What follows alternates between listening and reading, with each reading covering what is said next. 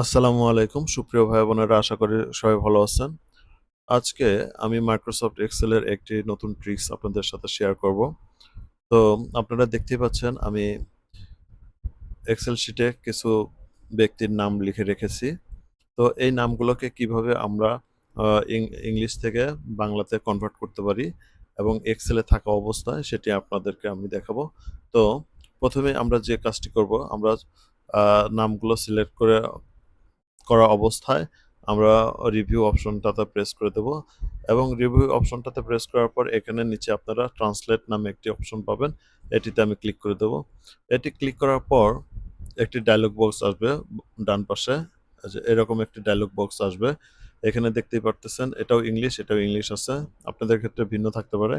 তো উপরেরটা English select থাকবে এবং নিচে আমরা আ ভাষা বাংলা সিলেক্ট করে দিব। বাংলা সিলেক্ট করে দেব। দেখুন নামগুলো বাংলাতে হয়ে গেছে। এরপর আমাদের যে কাজটি করতে হবে সেটা হচ্ছে যে ডাবল অ্যারোতে প্রেস করে দেব। নামটি উপরে উঠে আসবে। এরপর আমরা এটিকে কপি করব। কন্ট্রোল সি, কন্ট্রোল সরি, এটিকে আমরা কপি করব। কপি করার পর আমরা এখন এই সেলে আমরা পেস্ট করে